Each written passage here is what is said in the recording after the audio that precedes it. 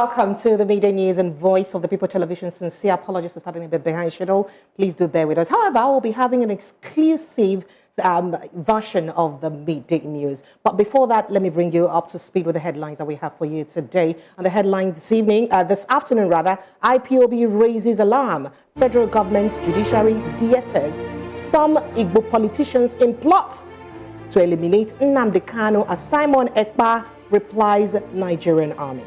Still in the news, Sani asked federal government to impose fines on citizens who refuse to vote. Tinubu would have given us money. Portable laments after meeting Peter Obi in Edo State. Still in the news, fresh dispute emerges between NNPCL and Dangote over supply of fuel. And you'll also hear in the news that NSCDC deploys 6,000 personnel to ensure peace in electoral practices during the election in Edo State. These are the headlines. I'll be bringing you the details of this conversation shortly.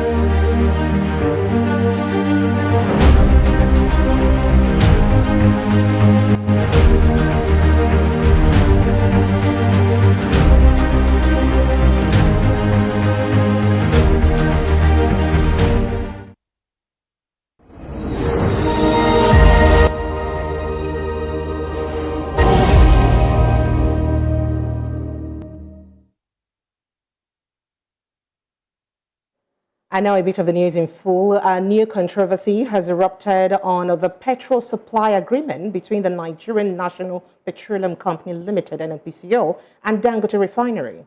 Recent reports indicate that while NNPCL claims to Dangote can only deliver 16.8 million liters of petrol, Dangote has announced the successful delivery of 111 million liters within just 3 days, with loading continuing. Now, NNPCL had expressed skepticism regarding Dangote's ability to meet its supply commitments, stating that the refinery struggles to deliver the initially agreed 25 million liters.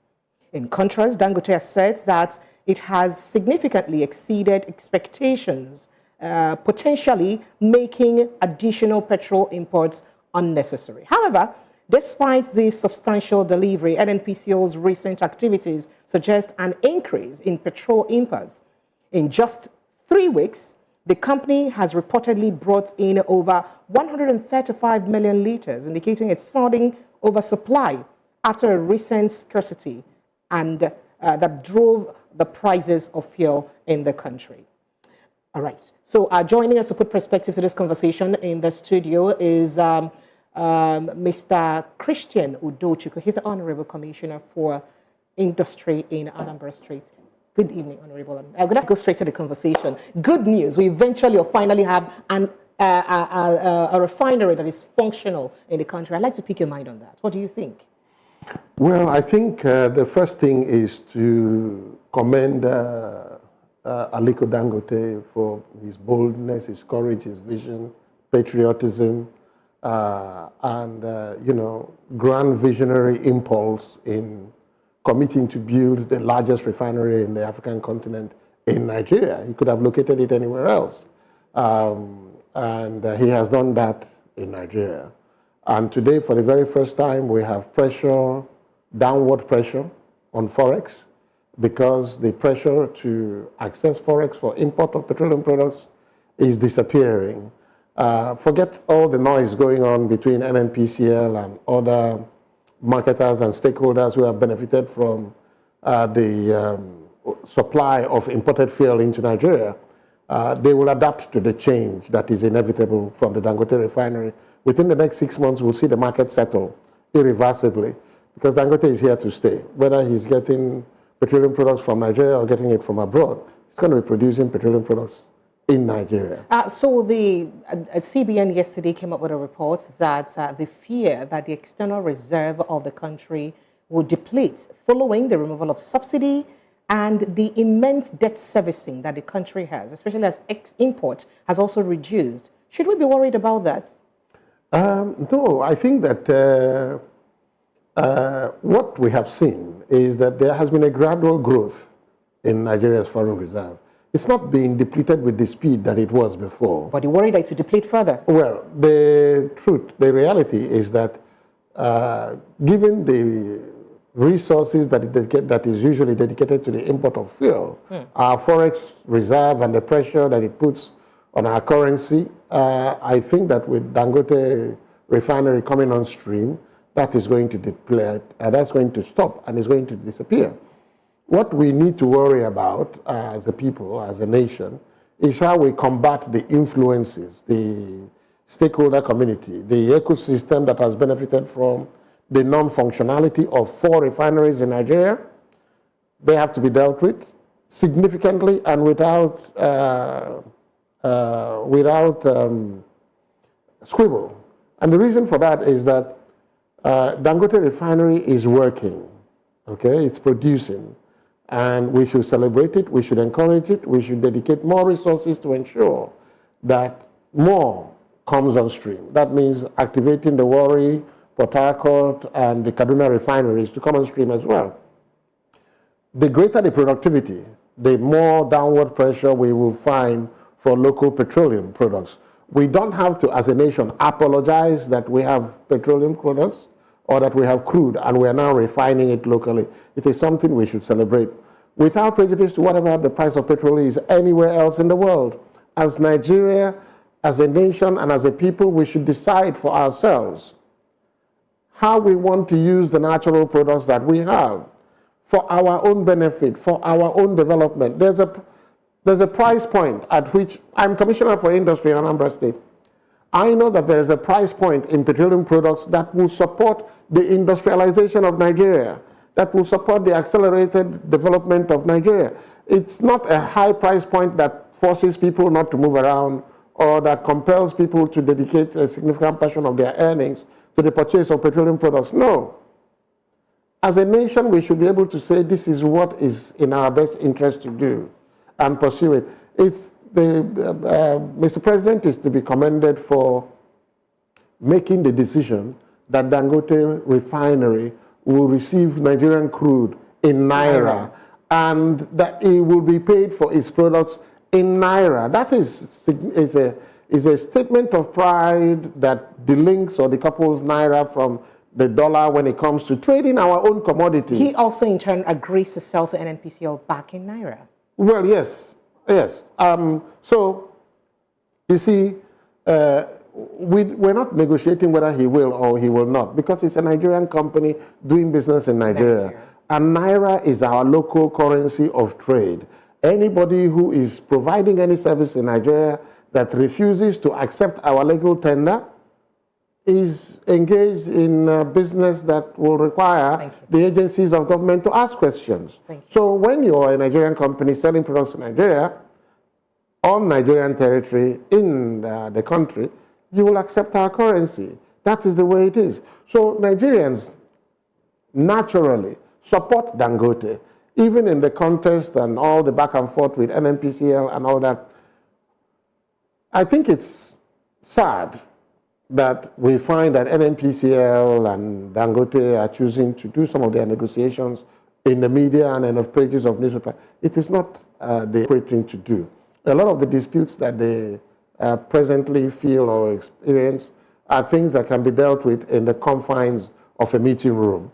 And then Nigerians, of course, can then be informed of the outcomes of those decisions. But those decisions must always be in the best interest of our people. We should have a price point where people don't have to worry that they're going to take a transportation They just get up and go. I was just about to come to that. I know that you're the Honorable Commissioner for Industry in Anambra State. I'm going to come to you as part of the industrialization of Anambra State. But let's dwell a little bit longer with this issue. No, it's fine. Because fine. fuel is such a commodity that anything that affects its pricing and availability ultimately affects the economy of the common man. So it's important that, you know, we expatiate on it a little bit more. Now, speaking about the NNPCL's involvement in Dangote's pricing, recently we just read out in the news that we even have higher supply, more like excess supply, so far from foreign country. Even when Dangote has started producing, is there something going on? No. Is there, we need to understand what is happening. Why should we have much more supply when Dangote has already started rolling out petrol? No, this is a blip. The excess supply of petroleum is a blip. You know, what do I mean by a blip? I mean, it's just like one of those things that happened, you know, when the heart beats. Okay, so it's a one-off. It's unlikely to repeat itself on a sustained and on a continuous basis, okay? Put it in this perspective. Dangote has just come on stream. The logistics of production and supply still needs to be worked out irreversibly in a manner that is sustained, consistent, dependable, reliable, and that enables people to plan their businesses and plan their movement in a more predictable manner. I think we are, with Dangote refinery coming on stream, we are less likely to see the chaotic scarcity of petroleum products that has been the experience of Nigerians perhaps in over 50 years. That is going to disappear, okay? Because we have a local producing entity that by its conception and by its operation and by the grand statement of Aliko Dangote, the chairman of the company itself, will prioritize Nigeria's development in terms of petroleum product supplies. And I find that what I find surprising is that it is the entrepreneur that is making such a statement. I expect that statement to come from even the public officers who work at NNPCL, that they are in alignment with Dangote to do what is in the best interest of Nigerians, to deliver petroleum products at a price point that drives prosperity for all Nigerians. And I know it is possible. I know it is possible because there's something called cost engineering, okay? Yes, please. Cost engineering means that you look at all the component elements of a cost that goes into petroleum product pricing, that goes into the processes that the product goes to get to the point of consumption, okay? That's the service point at the service stations. So you can work out all that cost structure to ensure that everybody in the system is able to make a marginal profit, but that product still gets to the consumer at a price that enables the consumer to pursue his happiness without impediment and without prejudice. That can be achieved, okay? It can be achieved because we have the crude here. It also can be achieved because we have domestic pricing for every component of the production process. Okay? So the main thing is that, and it can be done without prejudice to the interest of Dangote as an entrepreneur, as an investor, because this machine, this refinery will be here. It's now the best in the world. Okay? It has the latest technology in petroleum product refining. That's why we have crystal clear petroleum product in a glass. Very refined. Finely refined, yes, some people say. Yeah, it looked like gin or vodka. Yes. Okay? It's very clean. So we can only achieve that because Dangote has the finest technology presently in the world to produce the finest fuel for Nigeria. Now, we then have to engage in a secondary, more refined quality conversation on how we get this product to Nigerians at a price point that enables prosperity in Nigeria. Do you see NNPC getting to that price that would be, you know, affordable for all Nigerians? Well, before we go to other issues, because I have quite an area of conversations. Well, I believe that it is, if I were part of the management of NNPCL, I will realize and recognize that at this inflection point, because we're at a turning point in Nigeria's history as far as petroleum products are concerned, with the Dangote refinery coming on stream. As NNPCL, I will recognize that we're at an inflection point where we either have to align our interests with that of the interest of the Nigerian people, or forever be condemned by All right, history. so let's move to the southeast where you're coming from. But before we go straight to the southeast, I'd like to begin with our unity fabric that our dear First Lady just launched yesterday. I don't know if you've gotten your visa, the unity fabric. I'd like to take your thought on that. Do you see that as something that should actually help bring us together? Well, you know, as the First Lady envisaged. Well, it is symbolic. It is a symbolism. The unity is not in the fabric. It is in the message. Okay. Okay? The message is one of Nigerians coming together to build a greater nation. Okay? The launching of the fabric is a vehicle for communicating that message. All right. To say, we are woven together as one group in one space by Almighty. None of us chose to be here. The reason I ask this question is because before I go to other issues, because I have lots of things in my head, but the country has never really been as divided or have been such divisive as it is right now. Statements coming from a Onanuga who's almost like, you know, a communications person to the president. Even the First Lady had at some point been fingered to make statements about some parts of the country or some segment of the country of how they will be chased away from Lagos and their property taking. Do you think that this is a good step in the right direction to unifying Nigeria and withdrawing such, you know, previous statements? Well, you see, some messages come on the spur of the moment. Okay, They're not necessarily thought of as a strategic program or a strategic agenda to be pursued. Okay. They're statements made in the heat of the moment and shouldn't perhaps have a life beyond that moment. All right. Okay? So in other words, you should not take that too serious. No, it should not be taken too seriously. Right. But let me go straight to the southeast. Apologies. Okay. I'd like to know how Anambra State is faring every Monday with the sit at home. Well, in Anambra State, we don't really have sit at home anymore. You're saying that the sit at home doesn't affect Anambrians? No, because even as a government, we host our Anambra State Executive Council meetings on a Monday.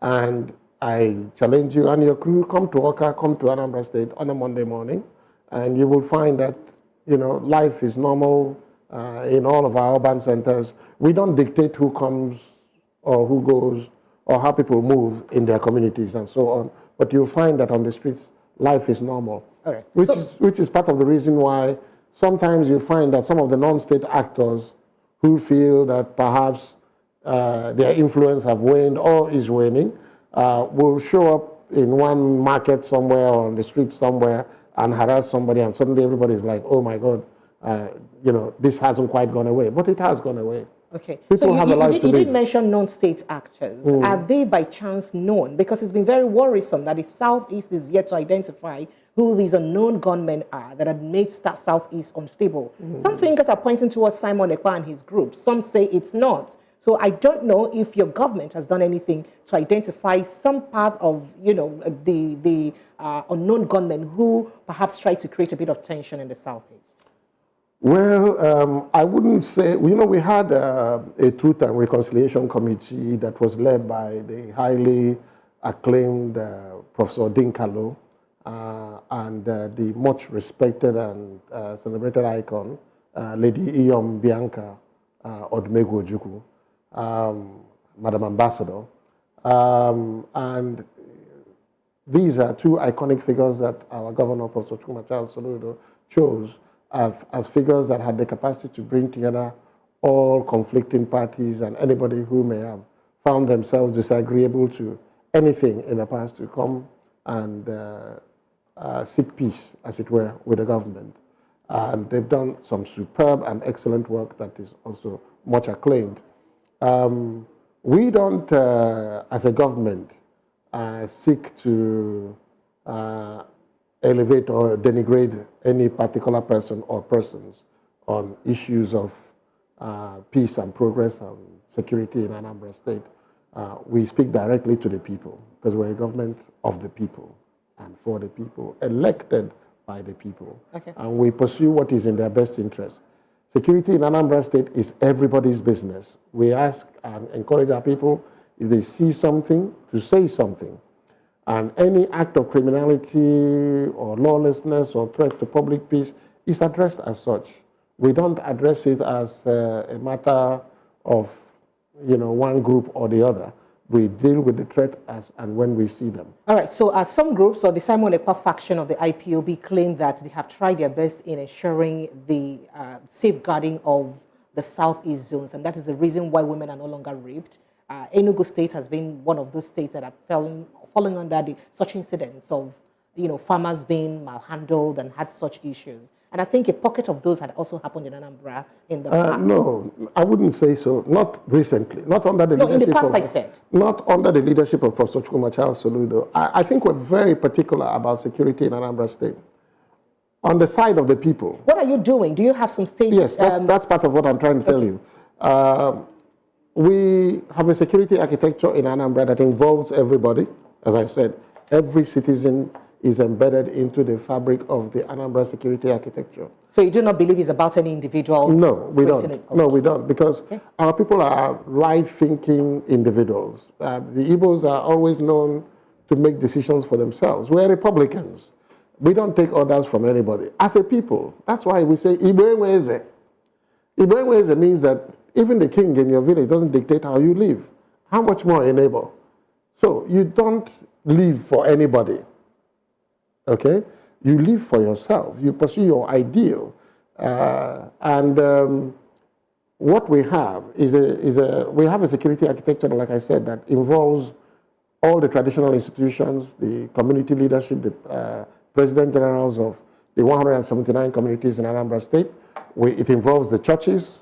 It involves young men who have volunteered themselves to become part of the vigilante security services, and we have a central security service, rapid response vigilante group, led by the people, from within the people, who are from within the communities. So more like a community policing kind of thing. So we have the central vigilante, and then we have the local government-based vigilantes that also enforce law and order at the local government level. And then we have the community-based vigilantes. So people can access their farms on patrol? Across Anambra State. All right. We have the local community vigilante that are also from within those communities. It is their own responsibility to protect and defend their own space, okay?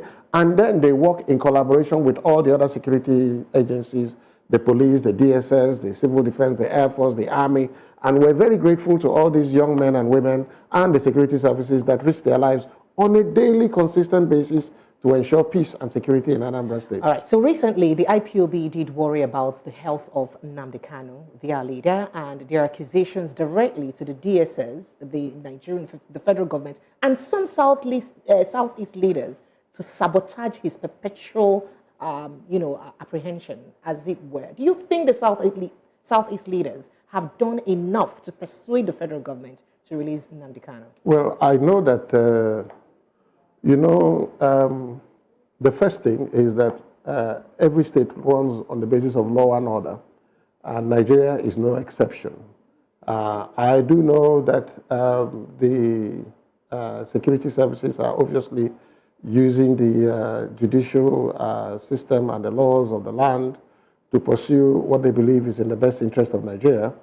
What I also do know is that a lot of very senior statesmen in Igbo land have also spoken up in defense. Because one of the things I said earlier in one of my remarks before this program is that it's always difficult when you look around in an environment and you find that the person who is trying to disrupt the public peace is your kinsman.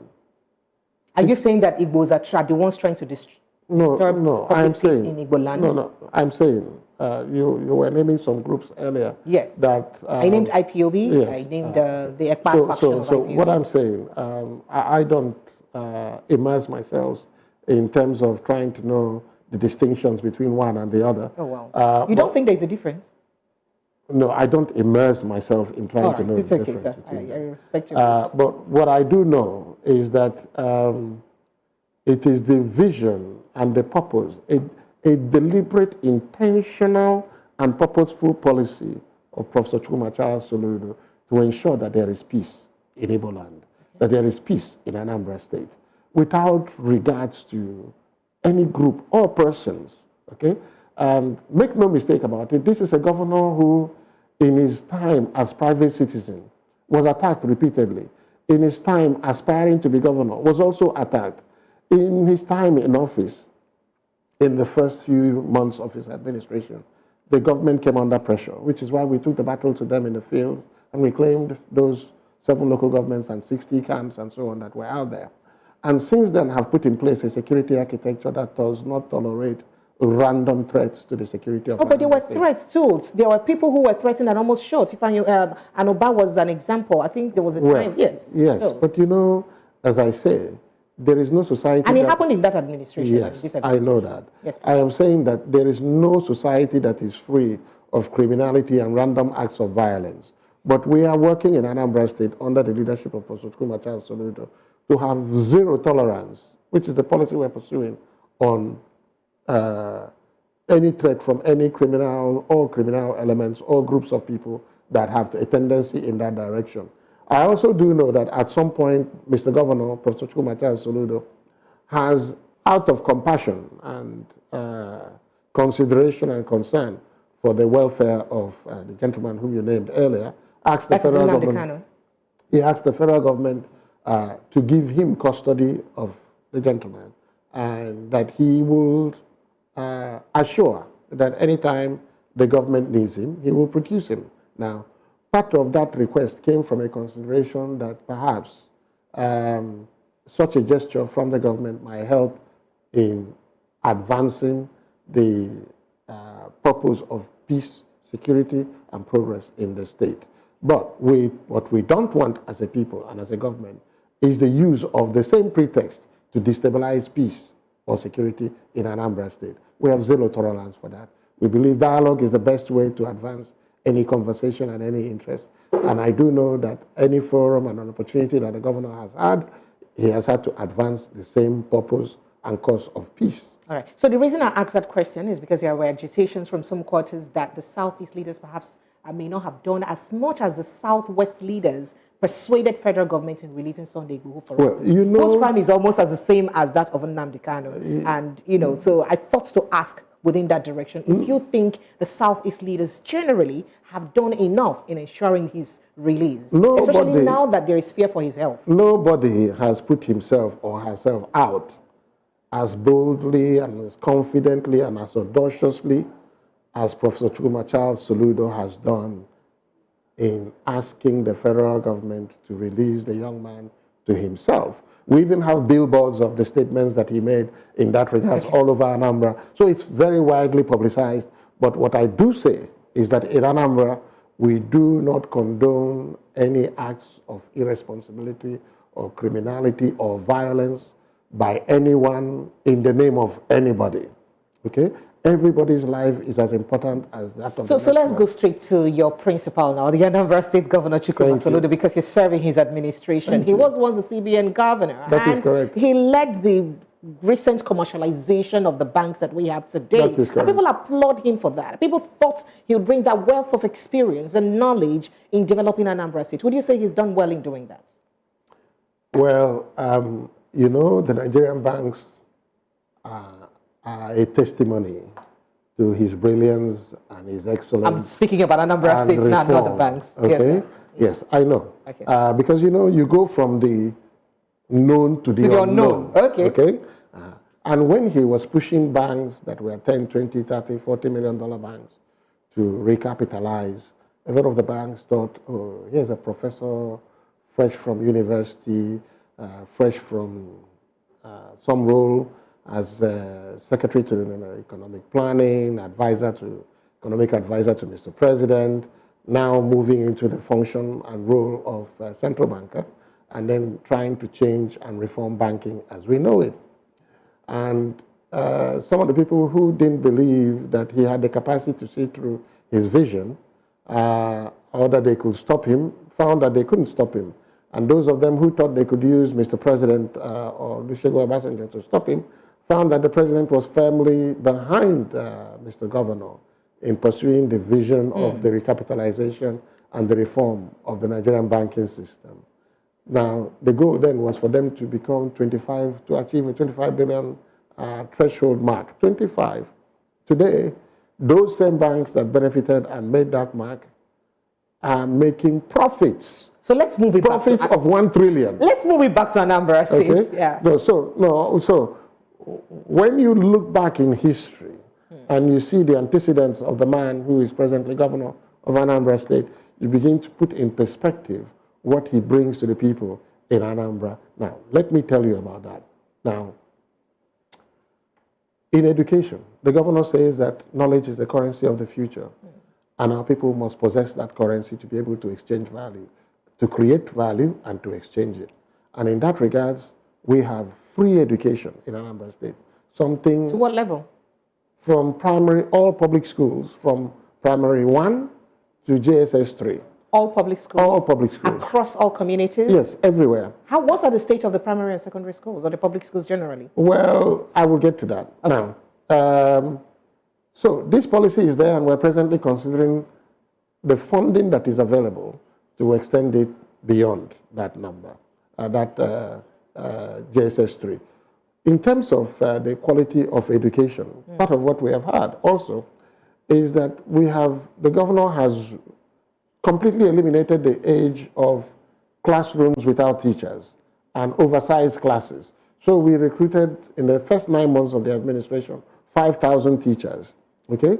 So those 5,000 teachers that we recruited reduced class sizes, enhanced the quality of education, because now you have high-quality teachers who know their students by name and who can help weak students to become strong, okay?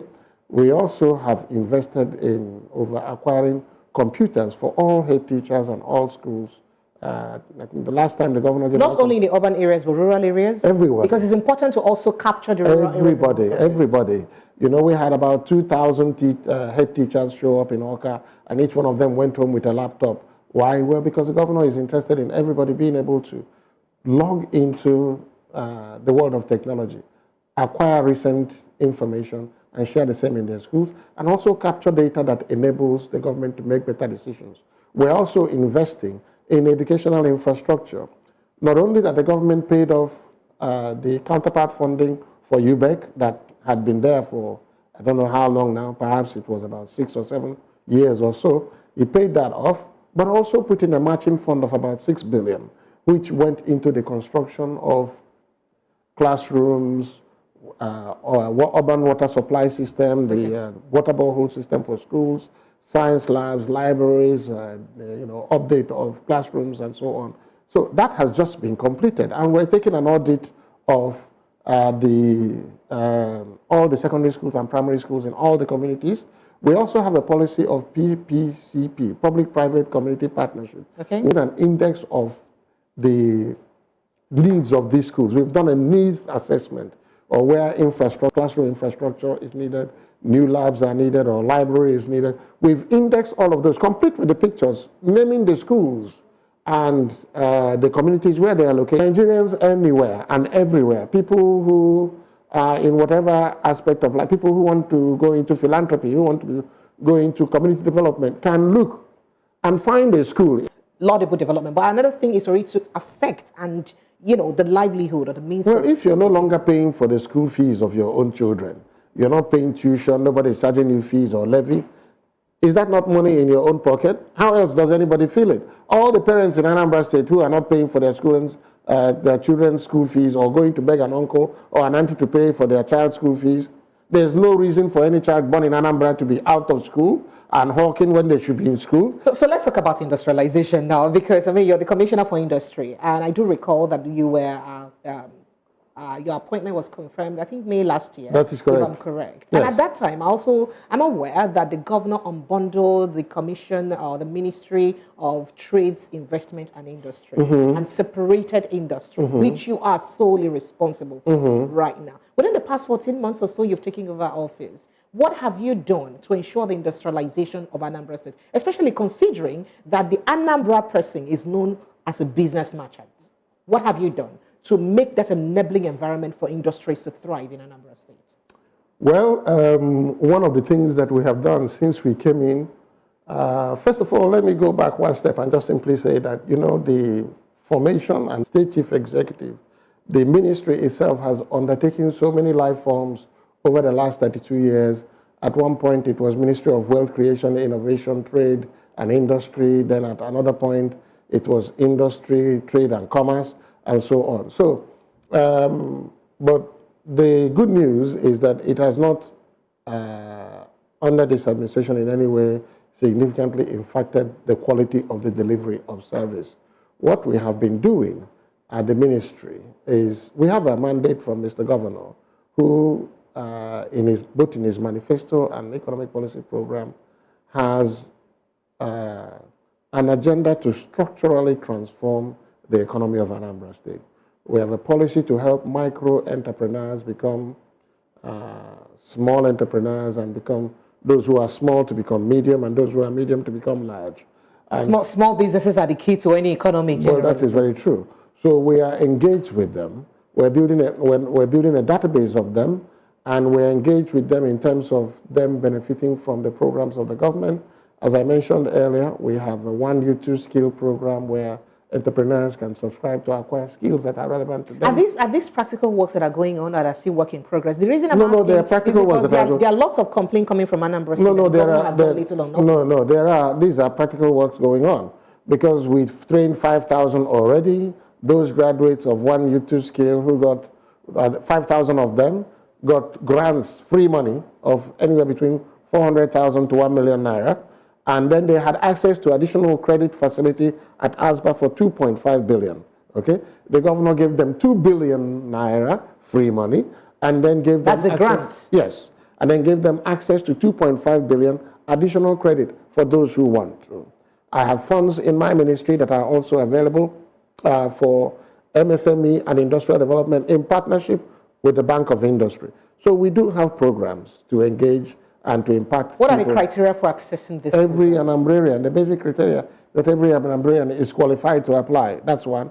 If you want anything from 0 to 10 million, you need a guarantor. They can come to you, Precious, and say, I've applied Unfortunately, I'm not from Anambra State. Well, I wish. No, you don't have to be from Anambra to be a guarantor. Okay. You say, okay, I know so and so and so, and I think they're a good person. If you give them this money, I assure that they will pay back. Because the essence is to ensure that the system continues to roll and that more and more people benefit. All right. So if somebody wants 0 to 10 million, they can apply and they will get it, okay, with a guarantor. If they want anywhere from 0 and above 10 million, then they need a registered property, which could be a land, could be a building, and so on. And we give anything from 0 to 50 to maybe perhaps even in exceptional cases 100 million. Right. So we're actually impacting people. That's my point. Then on the ICT side, we train 20,000 people on ICT skills in partnership with Microsoft, the company, not the software product. We trained 20,000. Well, Microsoft has just left Nigeria. That was before they left. So we worked with them to train 20,000 people in Anambra State, both with Microsoft and Wood Lab. Okay. Then we have another program which was focused on coding. We called it Code Anambra. It's for 10,000 people, but we've just done about 2,500. Okay. Then we are launching later on this year. We're building presently a learning management system, online LMS, what's called, where people can go online and acquire all sets of variety of skills. And the government, under Professor Soludo, is building it out to be accessible to at least 1 million people. Okay? So what that would do, the governor calls it creating a digital tribe for Anambra. Okay? So between now and the 31st of December, where perhaps during the Innovation Week, the governor will launch a 1 million man-woman training program. We have programs for artificial intelligence. We are introducing industries that have never existed. We're working towards creating all of that. And we have a dedicated land, 4,141 hectares of land between Oboji, Agole, Udechukwu, Abu, Ufuma, and Ekulobia, where we're building out a new Anambra mixed-use industrial city, okay? On 4,141 hectares of land, it will have an automotive industrial park, agro-processing park, food processing park, and entertainment center. Does it also have food storage plants? Yes, everything, warehouses, logistics, and residential area for those who will work in those industries. The agro-processing park is funded by Africa Development Bank exclusively.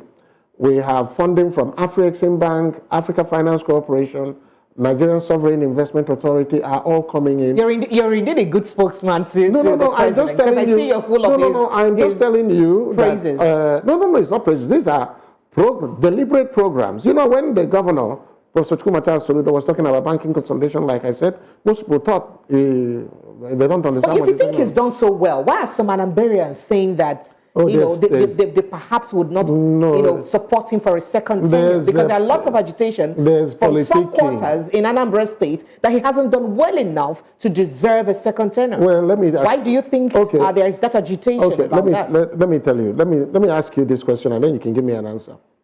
I ask the question. No, I know that. No, of course. I'm going to ask you a rhetorical question. Exactly. Okay, so you're an Anambrarian. For the first time in 32 years in your life as an Anambrarian, you have a governor that gives you free education. You don't have to pay for primary education and basic secondary education. It's free. No tuition, no levies, no fees, no charges. Second, you have a governor that gives you free medical care. As a mother and as a woman, you have free prenatal care, free natal care, and free postnatal care, plus prescription drugs. Okay? If you have your child by natural birth, it's fine. If you have it by cesarean operation, it's fine, and it's all free. Paid for by the government. On your health care, the governor undertakes to train your children without prejudice to their number. Free. It doesn't say if you have 10 children, we only train 5. If you have 10, it's free. If you have 20, it's free. Healthcare is free. Without prejudice to your ailment, it's free. Secondly, you have a government that is also now, we've handed out 2 million seedlings of high value, high yield palm oil seedlings. We did that last year. We handed out 2 million seedlings of palm oil. Now, can you imagine if we had a plantation where you had 2 million seedlings of palm oil? Can you see the field? Can you see the green? But we don't have a dedicated plantation for these palm oil seedlings. You know why? Because these 2 million seedlings and 500,000 coconuts had been handed out to families all across Anambra State. 150,000 households benefited from the receipt of these palm oil seedlings, and they were handed out free. Do you know that any family that gets 10 to 15 of these palm oil seedlings and coconut becomes free from poverty? These free palm oil seedlings were handed out as part of Governor Soludo's Zero Poverty Program. We are handing out another 1 million seedlings this year free. We are going to do 4 million seedlings by the time this government has left office. We have built over 300 kilometers of road in the last 2.5 years of this administration. So that means you pride yourself in infrastructure, but a lot of people are still complaining about lack of that physical or feasible infrastructure. Well, yes, I'm just asking you. Okay. I'm telling you, this is a government that has done more roads in 2.5 years than some government did. In fact, if you put together the last 16 years of government in Anambra State, the roads that Professor Soludo has done in 2.5 years far exceeds what has been built in 16 years. Check the records. It's out there. We're presently building an index of all the roads that will be commissioned between now and 31st of December 2024. Okay? In addition to constructing new roads, which are stone-based and asphalt, cement stone-based and asphalt, with a guaranteed quality. Okay? We're doing zero pothole policy, which means that we care about you being on the road and bumping into a pothole. And on that, we have also commissioned well over 300 kilometers of roads. Now, I've just told you about education, health, free, road construction, far in excess than what has been done in 16 years. And do you know, let me tell you the most interesting bit. This government is doing this with a budget that is less than 1/3 of what governments in Anambra State had 20 years ago. 20 years ago, Anambra State government in Naira to dollar terms was anywhere between 1.2 to $2 billion. But he says allocations are more now. In Naira He terms. has more allocation in Naira terms. He has, You're doing your work in Naira now. No, So. listen, but you know, just as I know, that the cost of almost everything in Nigeria today is in some way linked to the value of Naira, which is why we have the petroleum problem that we had in the questions that you were asking me. That's why. We are ranked number 1 of the 17 southern states of Nigeria, including Lagos, by the way. We rank above Lagos. So what are you doing to bring back Anambra people in Lagos states back to Anambra State? Because I was going to pick your mind on, the constant clash of non-citizens and citizens in Lagos and Anambra, we are engaged. And are you doing anything to develop the place or make the business environment, or business climate in Anambra comfortable enough for your people to come back home? That's why we're ranked #1 in the ease of doing business. Are they coming back home? Well, they are. Yes, they are. And the ranking is not by us. It's by World Bank and other institutions. So let me quickly take you on insecurity. Since I don't know if he's still the President's Commissioner, Itam, for the police commissioner came in, there has been incident of insecurity. People have been complaining, cult clashes. Just about 2, 3, 4 days ago, there were gunmen shooting and doing XYZ. Again, how have you liaised with the security system in the country, since it comes from the federal, to ensure that there is indeed peace? Because it's fearful that I may be headed on my way to somewhere and then gunmen come shooting and I'm affected. Well, it's something, worthy of note. And people are worried about the security issue. There is not... I know you had mentioned about insecurity, but I thought to mention this again. No, but let me address it. You know that there has been, over the years, a culture that has evolved, a rather dark culture of cultism.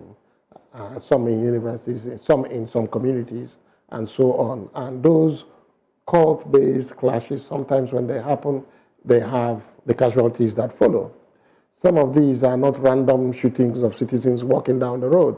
These are calls, sometimes settling scores amongst themselves. What I can tell you is that, as I said earlier in addressing the security architecture, Commissioner Etam is doing very well. The governor and the people of Anambra State are very grateful to what the police, the DSS, and other security agencies are doing in Anambra State to manage security and to ensure that there's peace and law and order. Now, what we do is that where we find that there's a lapse, okay, we try and make that up and exceed public expectations. When you drive around, a recent case study is the Orumba, issue just a day ago in Orumba, where a police station was attacked and 2 people were killed. That is very worrisome if policemen cannot go about their duties without such fear of attack.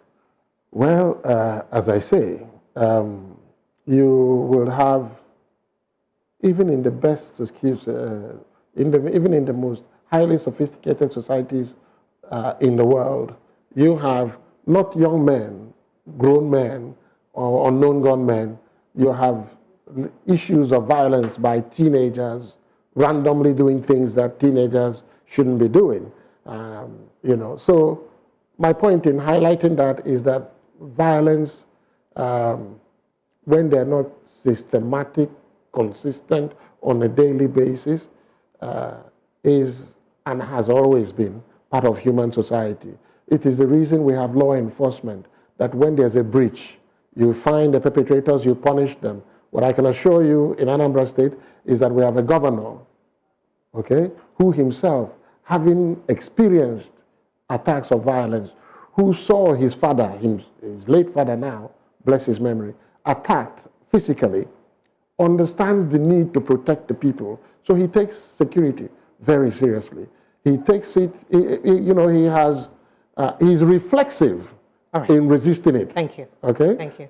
Wherever we find that there's a threat to public peace, the governor does not hesitate to move forward and confront it and ensure that that threat is instantly eliminated. You remember, even his own local government was attacked and burned. Okay? And he ensured that the perpetrators were not only brought to book, but that the book was actually thrown at them. Right. Okay? So it is the kind of person that he is. He lives by his name, Soludo, follow the path of peace. But those who make the mistake of confusing his humility, because he's a man of great intellect and great sagacity, personal confidence at the highest possible level. But there are those who underestimate him and come for a fight. And he's a man who doesn't shy away from one. Okay, so now moving forward, do you see Anambra State becoming Dubai? A lot are accusing him of, promising to make Anambra State out, to turn Anambra State to Dubai in 2 years of his administration. 2 years has gone by. Anambra is nowhere close to Dubai. Do you see him fulfilling that promise to Anambarians? Well, what you do know is that Dubai didn't emerge in 2 years. Okay? But he made the promise in 2 years. They didn't force him to make the promise. No, but what I can tell you is that we have laid the foundations for a Dubai to emerge in Anambra State. Okay? the essence of, see, the Taiwan component of the Dubai Taiwan is a promise of the restoration of the values that underpin Igbo as an industrious and industrial people, okay? The restoration of the pride of the Igbo man in enterprise as a source of wealth creation. And have we done that in Anambra? Yes, we are, and we've done that, and we're continuing to build on it. The Dubai component is about people opening up their minds and imagination to innovation, okay? Awka, as the capital city of Anambra, that had been almost evolved almost into an urban slum, is now going through an urban regeneration and revitalization. Oh, by the way, do you see your ministry and that of trades and investments coming together again, merging? Well, it is because there are agitations of that merger happening. It is not my decision to make. It's at the discretion of the governor. Okay. He decides what to do in those on those matters, and I'm happy to work with him, whatever he decides and however he decides. I'm happy today, and I'll be happy tomorrow. I know that. But what I tell you is that Awka is undergoing an urban regeneration. And then the governor noticed that Awka is the homeland of the natives and the local people. And there's only so much you can do with it. New roads are being built, the urban water supply is being restored, streetlights are being put in place to ensure that the nightlife and the total daily life is extended from what used to be. Can I take you quickly on the lights? Because you just mentioned street lights. And yes. I remember that electricity has been off the exclusive list. Yes. What is your government doing to ensure proper electricity across board, including the rural and urban areas in Anambra State? Because, I mean, you cannot develop your own electricity by yourself. Well, we have now put in place a power policy. We have a power bill that is before the Anambra State Assembly. And I believe that when they come back from the current recess, they are going to pass the power bill. Then the governor is going to inaugurate the Anambra Power Regulatory Commission. Then the new local Anambra power market would evolve. Thank you. Thank you. We have a lot of people, a lot of industries, a lot of investors that are coming in to do power projects in gas, power plants, solar power plants, hydro. So we're looking forward to Anambra State taking up the electricity. Yes, we are. Thank you. Yes, we are. And we also believe that there's a price point that will support industrialization in Anambra. We are looking at the competition that will be created from the emerging and the evolving power market in Anambra will drive price down to a point where industrialization is accelerated. Thank you. Okay? For the want of time, we do not have time again. Apologies. Thank you so much, sir. Okay. I was almost going to ask you about your principal, some sort of accusations about him liaising with the APC crew and all of that, especially with the government at the center. Well, there's that accusation, and even some APGA officials are worried about Precious, that. Let me respond to you this way. Yes, please. We are a sub-sovereign in sovereign Nigeria, okay? The sovereign government of Nigeria is led by the All Progressive Congress. So? Okay, now. Yes, please. As a sub-sovereign, we cannot exist as a sovereign in a sovereign nation. So you must liaise. So you must work in harmony with the government at the center. So it's not because he's willing to just work with APC to betray his party? No, there's no betrayal. When Governor Soludo was governor of the Central Bank of Nigeria, President Bola Ahmed Tinubu was governor of Lagos. They've had a relationship and a friendship that precedes the president emerging as president of the Federal Republic of Nigeria. Thank you. They have a relationship on a personal level and on an official level. And so it is without prejudice that Governor Soludo of the All Progressive Grand Alliance, APGA, works very well and without apologies with President Bola Ahmed Tinubu. Thank you. That will be, I take that as a closing remark. Yes, it is. Closing statement. Thank you so much. I will be speaking with Honorable Christian Udechukwu. He's Honorable Commissioner for Industry in Anambra State.